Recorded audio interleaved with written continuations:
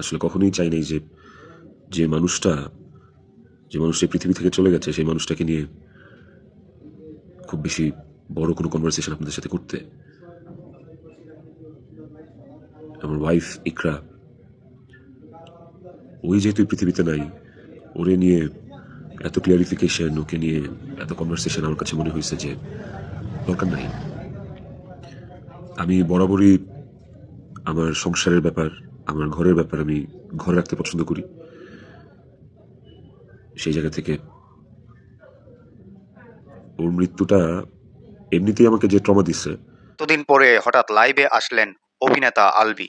প্রিয় দর্শক, আসসালামু আলাইকুম। ভিডিওটা যে যেখান থেকে প্লে করেছেন তাদেরকে অসংখ্য অসংখ্য ধন্যবাদ।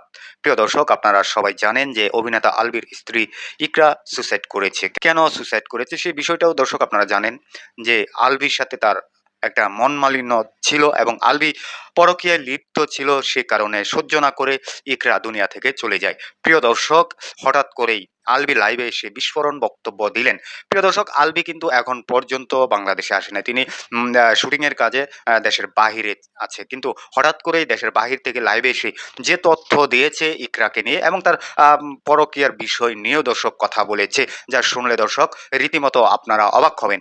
আমি বেশি কথা না বলে সরাসরি আলভির সেই গুরুত্বপূর্ণ লাইভ ভিডিওগুলা আমি আপনাদের মাঝে তুলে ধরার চেষ্টা করছি। আপনারা সম্পূর্ণ ভিডিওগুলা দেখে আলভির কথাগুলা শুনে কথাগুলা কেমন বলেছে সেটা কমেন্ট বক্সে আপনারা কমেন্ট করে জানাতে ভুলবেন না। আগে ভিডিওটা দেখেন, দেখার পরে আপনাদের মূল্যবান মন্তব্য দর্শক কমেন্টে জানাবেন। চলেন আমরা আলভির সম্পূর্ণ লাইভটুকু ভিডিও আমরা দেখে আসি।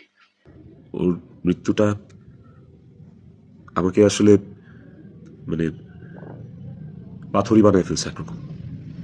এগুলো নিয়ে আমি আসলে কথা বলতে চাই নাই, কিন্তু আমার কাছে মনে হয় যে আপনারা গল্পের একটা পাতা পড়েই পুরো গল্পটাকে জাজ করতেছেন। একটা পৃষ্ঠা পড়েই পুরো গল্পটা সম্পর্কে আপনারা আপনাদের মনের মতো করে যা খুশি বলতেছেন। পাতার এক পাশ পড়ে আরেক পাশ পড়বেন, এটা তো হয় না, তাই না? আর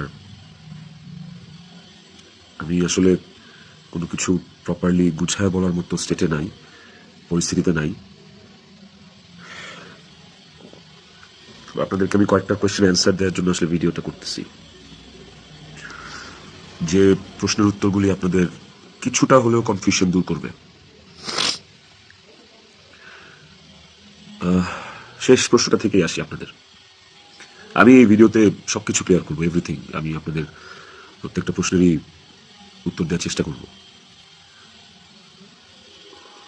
তো আপনাদের হ্যাঁ, শেষ প্রশ্নটা ছিল যে যে মানুষটা একটা মানুষকে ভালোবেসে ভালোবাসা প্রমাণ দিতে যে আত্মহত্যা করে চলে গেল, মরে গেল, আমি ওই মানুষটা শেষবারের মতো মুখটাও দেখতে আসলাম না। এই যে আপনাদের প্রশ্নটা, আচ্ছা আপনারা কি আমার দেশে আসার মতো পরিস্থিতি রাখছেন? হ্যাঁ, আমি দেশে আসা মাত্রই আমার উপর মব সৃষ্টি হবে। আমি দেশে আসার মাত্রই আপনারা আমাকে টাইনা ছিঁড়ে ফেলবেন। আমার ফোনে এত এত এত থ্রেটস, আমি আপনাদেরকে বলে বুঝাইতে পারবো না। আমার কাছে এমন ইনফরমেশন আসছে যে এয়ারপোর্টের বাইরে লোক রেডি করা আছে। আমি যাওয়া মাত্রই they will gonna hit me, they will gonna kill me. Police ধরে নিয়ে গেলে ওকে, আমি সেটা আইনিভাবে ফেস করব, কিন্তু এখন যদি আমিও মারা যাই, আমিও রিজিকের মার কাছে চলে যাই, রিজিকের কি হবে? আপনারা কি চান যে রিজিক তার বাবাকেও হারাক? এই ছেলেটার কি দোষ? এই ছেলেটা বড় হবে না, ও কিভাবে বাঁচবে? মায়ের অভাব কেউ পূরণ করতে পারে না। যে মানুষটা বাইচা আছে বাপ, ওই বাপের অভাব কিভাবে পূরণ হবে? তাইলে মাও থাকবে না, বাপও থাকবে না। আপনারা এটা চান? আমার ইকরার শেষ মুখটা আপনারা আমাকে দেখতে দেন নাই। আমার ইকরার শেষ মুখটা ইকরার পরিবার আমাকে দেখতে দেয়নি। 16 বছর সংসার করছি, 16 বছর একটা শত্রুর সাথেও যদি কেউ এক ছাদের নিচে থাকে, সে মারা গেলে তার চেহারাটা দেখার জন্য ছটফট করে মানুষ। আর আমার বউ ছিল, আমি ভালোবাসা তার বিয়ে করছি, ওই মানুষটা মারা গেছে, তার শেষ চেহারা, শেষবার মতো তার চেহারাটা আমি দেখবো না?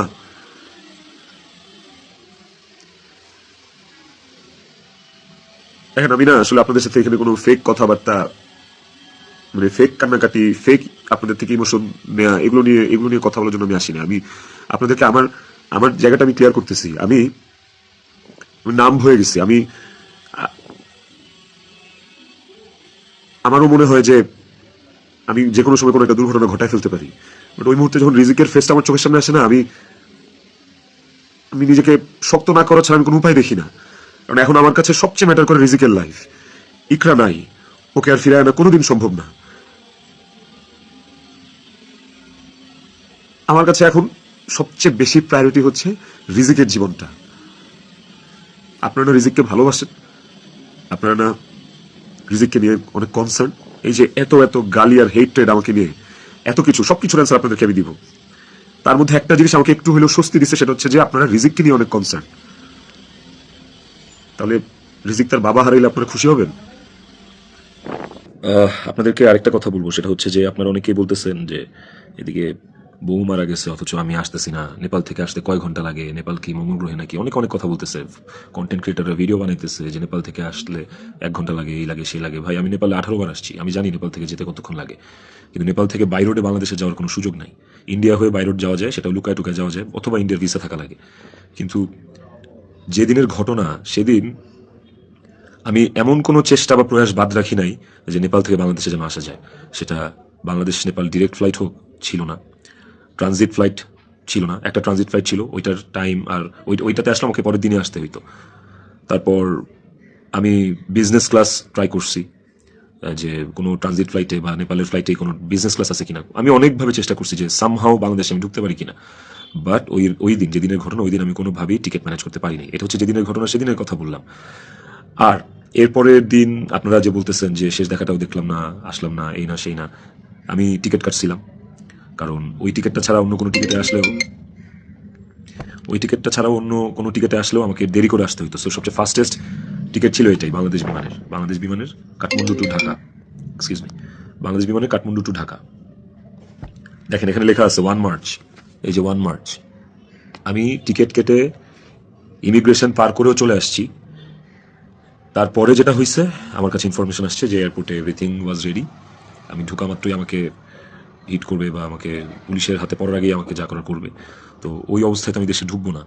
এবং এর সাথে শুধু আমার কাছের মানুষজনই যে জড়িত তা না, আর অনেক মানুষজন জড়িত। আমি পুরোটা না বলি, কাউকে ছোট করতে চাই না বা কাউকে আমি এখনই দোষ দিতে চাই না। তো আমি যখন বুঝতে পারলাম যে আমি দেশে আসা মাত্রই আমার উপর অ্যাটাক হবে এবং এটা হিতের বিপরীত হবে, এবং এখন মব হলে যেটা হয় যে পুলিশ আসলে অনেক সময় নিরুপায় হয়ে যায় সিচুয়েশনে, ওই জিনিসটা অ্যাভয়েড করার জন্য যে আমার কিছু হইলে এখন আমার ছেলের কী হবে, আমার ছেলে তো আমার পথে চেয়ে বসে আছে, ওই ব্যাপারটা যখন আমি জানতে পারি, ক্লিয়ারিফাই হই, তখন আমি ইমিগ্রেশন ক্রস করার পরেও আমি অফলোড হই। দেখেন এখানে রিজেক্টেড লেখা আছে, অফলোড হওয়ার। তো এই ছিল রিজন। আর যারা বলতে চাচ্ছেন যে আমি আসি নাই, আমার আসার ইচ্ছা নাই, দেখার ইচ্ছা নাই, খুবই বুলশিট কথা এবং ভুল কথা। আমার বউ মারা গেছে, যার সাথে আমি 16 বছর কাটাইছি, যারা আমি ভালোবেসে বিয়ে করছি, যাকে আমি ভালোবাসছি, তার শেষ মুখটা আমি দেখতে আসবো না, এটা শুনতে পাইলেও বা এটা শোনার পরও আসলে আমার কলিজাটা কাঁপা ওঠে, আমার ছটফট করে। আমি যখন আপনাদের রিলস দেখি, আমি যখন আপনাদের ভিডিও দেখি যে কবরে শোয়ানো হচ্ছে, কবর খোঁড়া হচ্ছে, লাশের গাড়ি যাচ্ছে, ভাই আমি ঠিক থাকতে পারি না। আমার ভেতরটা যে কেমন ছটফট করে আমি আপনাদেরকে বুঝাইতে পারবো না। এটা বোঝানোর সাধ্য কারণে যার যায় সে বুঝে, বিশ্বাস করেন, যার যায় একমাত্র সে বুঝে, আর কেউ না।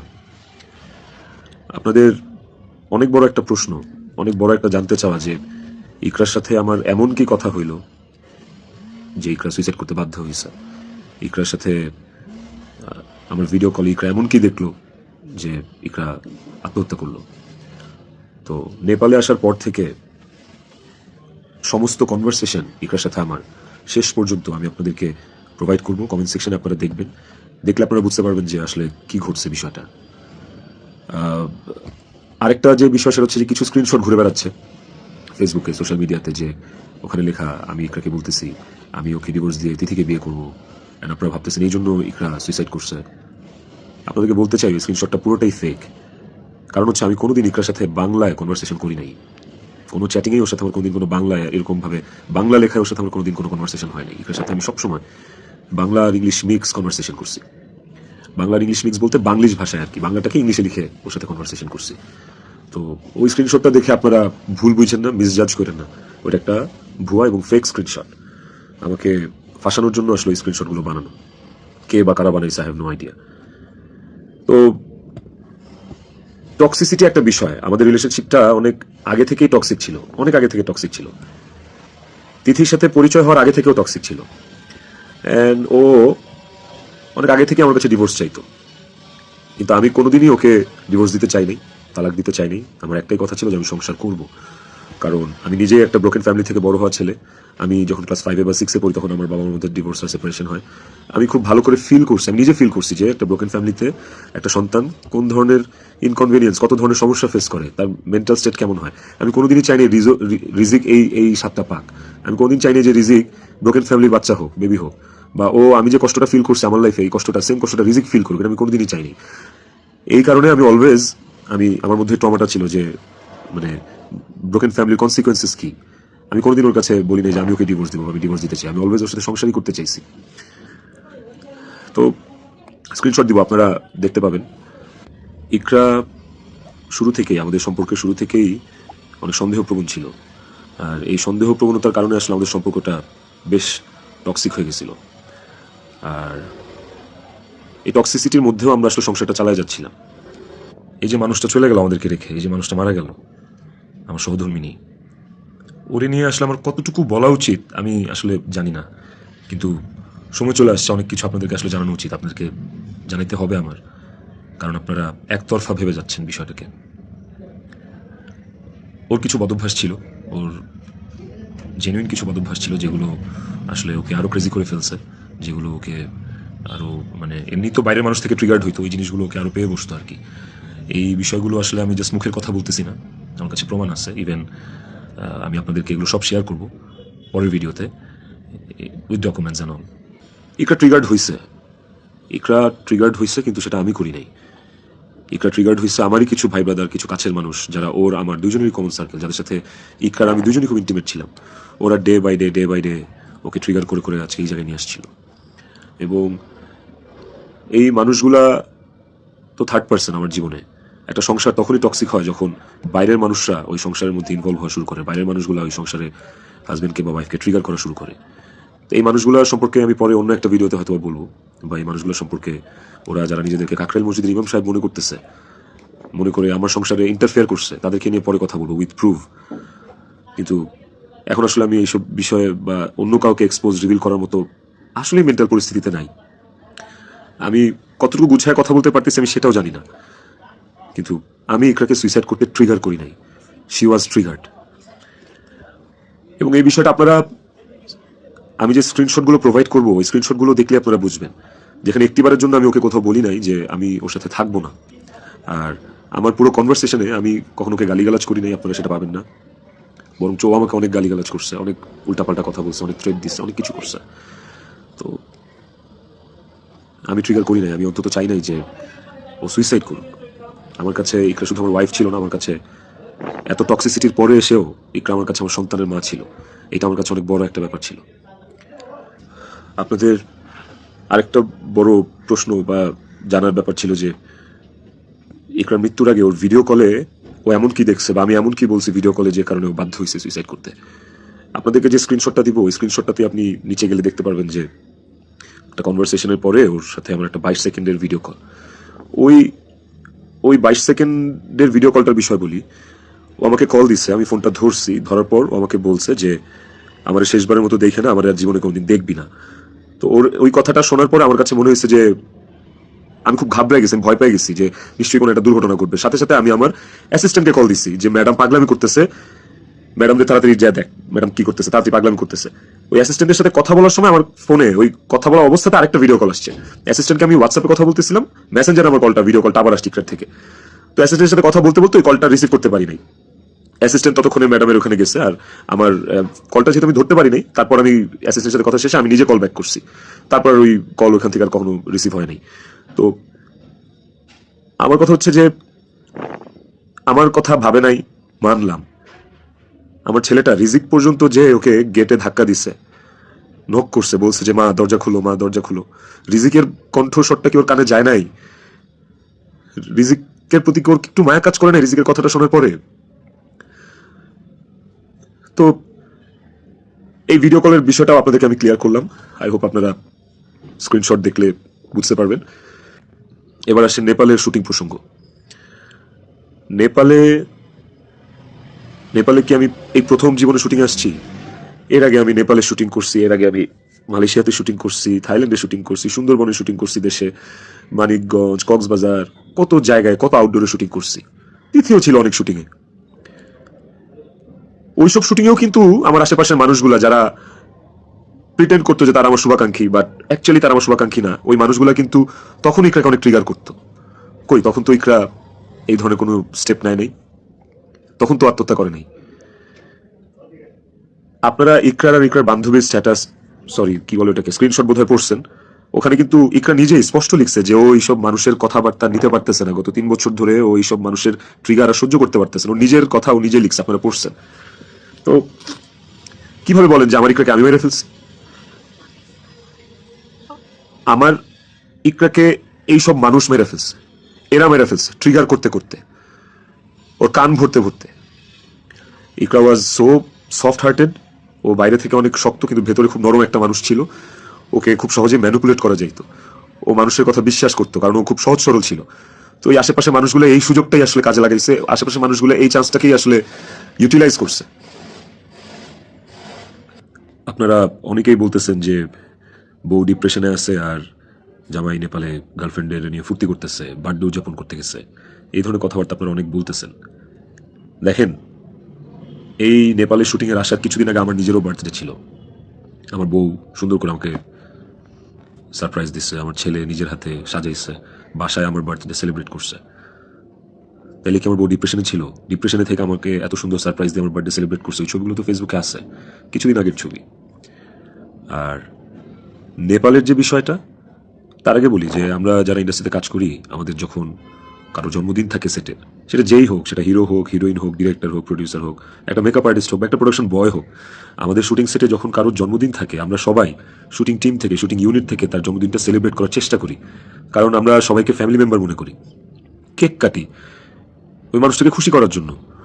তো ওই শুটিংয়ের মধ্যে, নেপালের শুটিংয়ের মধ্যে তিথির জন্মদিন, একটা অ্যাক্টরের জন্মদিন, আমাদের নায়িকার জন্মদিন, ওইটা কেক কেটে সেলিব্রেট করাটা কি দণ্ডনীয় অপরাধ আমার জন্য? আর আমি তো সেলিব্রেট করি নাই, আমার তো সেলিব্রেশন ছিল না, পুরো ইউনিট সবকিছু অ্যারেঞ্জ করছে। আমি একটা কেকও দিই নাই, আমি একটা গিফটও দিই নাই ওকে। যে যার যার মতো গিফট দিছে, কেক আনছে, সুন্দর করে সবাই মিলে ইউনিটের পক্ষ থেকে আমরা ওর বার্থডেটা সেলিব্রেট করছি। এবং ওর বার্থডেটা যে সেলিব্রেট করছি সেটাও চেষ্টা করছি খুব লক্ষ্মীভাবে করার। স্টিল অনেকে ছবি তুলছে, দিছে, বাট আমার কাছে মনে হয়েছে যে এই জায়গায় তিথির জায়গায় বিধি থাকতে পারতো, এই জায়গায় আমি থাকতে পারতাম, যে অনেকেই থাকতে পারতো। ধরেন এই নেপালে শুটিং আসার কিছুদিন আগে আমার জন্মদিন ছিল, তখন আমি একটা শুটিংয়ে ছিলাম, সেই শুটিংয়ে আমার জন্মদিন কেক কেটে উদযাপন করছে সেটে। তো আপনারা কি বলবেন যে আমার জন্মদিন উদযাপনের জন্য ওই দিন শুটিং রাখা হয়েছে, শুটিং করা হয়েছে? আর নেপালের মতো একটা আউটডোর শুটে এমনি যাওয়া যায় না। একটা আউটডোর শুটের অনেক প্ল্যান লাগে, যেটা 1-1.5 মাস আগে থেকে করা লাগে। যে আউটডোর শুটের স্ক্রিপ্ট থাকা লাগে, অনেক কিছু আছে, আর্টিস্টদের স্কেডিউল, অ্যাকোমোডেশন, ট্রান্সপোর্টেশন, টিকিট, অনেক কিছু থাকে। সো বার্থডে উদযাপন করার জন্য নেপাল গেছি, এই কথাটাও আসলে যারা ইন্ডাস্ট্রি তারা আসলে এই কথাটা বলতে পারে না, বাইরের মানুষদেরকে আমি আর কি বলবো।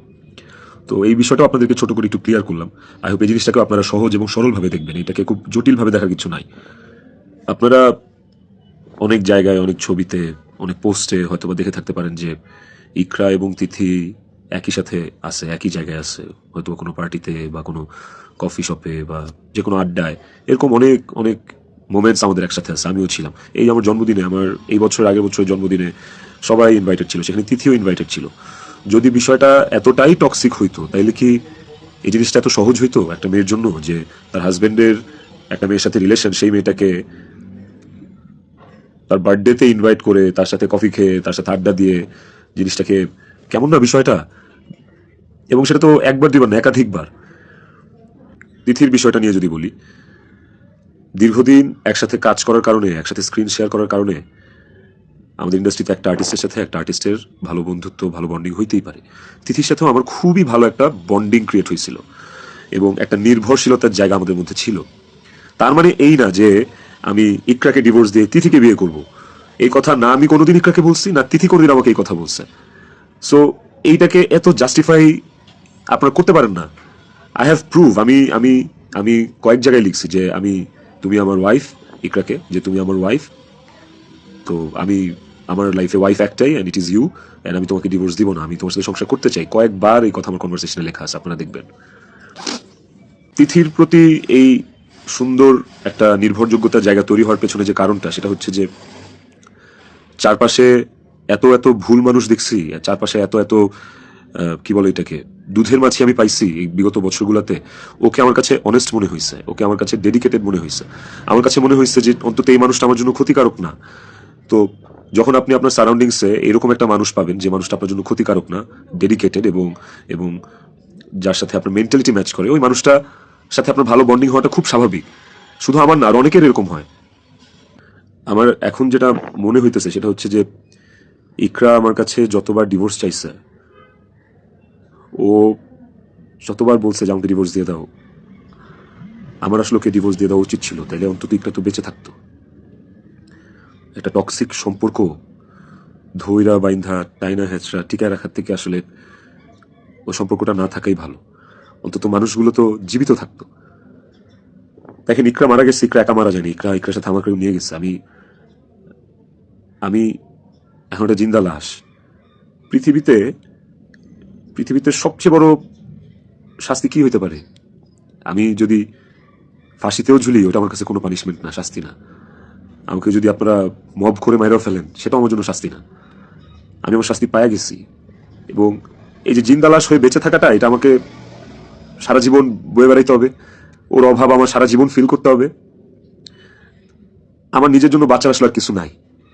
আমি আমার শাস্তি পাইয়া গেছি। আমি আমি এর চেয়ে বড় কোনো শাস্তি হইতে পারে না যে আমি একটা জীবিত লাশ হয়ে সারাটা জীবন পার করব। বিশ্বাস করেন, আমার দম বন্ধ হয়ে আসে, আমার নিঃশ্বাস বন্ধ হয়ে আসে। আমি আমি আমি 5 মিনিট পর পর আমি উন্মাদ হয়ে যেতেছি। বাট ইভেন আমি আমি সুইসাইড করার অনেক চিন্তা ভাবনা করতেছিলাম। বারবার মনে হচ্ছিল যে আমি ইকরার কাছে চলে যাই, ইকরা আমাকে ডাকতেছে। কিন্তু যখনই রিজিকের চেহারাটা চোখের সামনে ভাইসা ওঠে না, ওই মুহূর্তে আসলে আর আর কিছু মাথায় কাজ করে না। মনে হয় যে না না না না, আমি এর করতে পারবো না, রিজিকের জন্য আমার বাঁচতে হবে। আপনারা প্লিজ প্লিজ রিজিকের জন্য হইলেও আমারে বাঁচতে দেন, আমার দেশে আসতে দেন প্লিজ। আপনারা যদি রিজিককে ভালোবাসেন, আমাকে একটা সুযোগ দেন রিজিকের যোগ্য পিতা হয়ে দেখানোর। আমি ওকে একটা সুন্দর জীবন দিতে চাই। আমি ওর মায়ের অভাব পূরণ করতে পারবো না, কিন্তু আমি ওকে আমার বাবার ভালোবাসা থেকে, ওকে আমি ওর বাবার ভালোবাসা থেকে বঞ্চিত করতে পারবো না। আমি চাই না, আমি ওকে ওকে একটা আদর্শ বাবা হয়ে দেখাইতে চাই। আমার সন্তানটা আমার সাথে খুব কানেক্টেড। যারা আমার কলিগ, তারা দেখছে, তারা জানে যে আমার ছেলেটা আমার জন্য কি পরিমাণ ক্রেজি, পাগল। আমাকে আমার ছেলের কাছে যাইতে দেন আপনারা প্লিজ। ও আমার জন্য অপেক্ষা করতেছে। ওকে ওকে আমি মানুষের মতো মানুষ করতে চাই। ওকে আমি পৃথিবীতে সুখের একটা জীবন দিতে চাই প্লিজ। আইনের প্রতি আমার শ্রদ্ধা আছে। আমি দেশে আসলে আইন আমাকে যে শাস্তি দিবে, আইন যে সিদ্ধান্ত নিবে, আমি সেই সিদ্ধান্তের সাথে একমত থাকবো। আমার তাতে কোনো আপত্তি নাই। আমি আইনিভাবে এই জিনিসটা ফেস করবো, আমার কোনো আপত্তি নাই। কিন্তু প্লিজ আমাকে রিজিকের থেকে দূরে সরায়েন না আপনারা। এতটুকু আপনাদের কাছে অনুরোধ করে বলতেছি, হাত জোর করে বলতেছি, প্লিজ প্লিজ। প্রিয় দর্শক, এই যে আলবির কথাগুলো শুনেছেন, তিনি যে কথাগুলো লাইভে এসে বলেছে, এই কথাগুলো কতটুকু যুক্তিসঙ্গত কথা, সেটা প্রিয় দর্শক আপনারা কমেন্ট বক্সে কমেন্ট করে জানাতে ভুলবেন না। প্রিয় দর্শক, যদি আলবি অপরাধী হয়ে থাকে, অবশ্যই তাকে আইনের আওতায় এনে যাতে তাকে শাস্তি দেওয়া হয়। কারণ একটা পরকীয়ার জন্য এত সাজানো গুছানো সংসারটা নিমিষেই ভেঙে গিয়েছে। প্রিয় দর্শক, এটা আপনারা জানেন যে একটা পরকীয়া একটা সুন্দর সংসার ভেঙে দিতে পারে। এই যে আলবির পরকীয়ার জন্য ইকরা দুনিয়ার মায়া ত্যাগ করে চলে গিয়েছে, তার একটা সুন্দর সংসার ছিল, তার ফুটফুটে বাচ্চা ছিল। প্রিয় দর্শক, এরকম পরকীয়া যাতে কোথাও না হয়ে কারো সংসার যাতে না ভাঙে, প্রিয় দর্শক সেই বিষয়ে আপনারা খেয়াল রাখিবেন। প্রিয় দর্শক, আলবির কথাগুলো কেমন লেগেছে সেটা আপনারা কমেন্ট বক্সে কমেন্ট করে জানাতে ভুলবেন না। ভিডিওটা সর্বোচ্চ পরিমাণ শেয়ার করে সবাইকে দেখার সুযোগ করে দিবেন। সবাই ভালো থাকবেন, সুস্থ থাকবেন। পরবর্তী কোনো একটা ভিডিওতে আপনাদের সাথে দেখা হবে। আসসালামু আলাইকুম।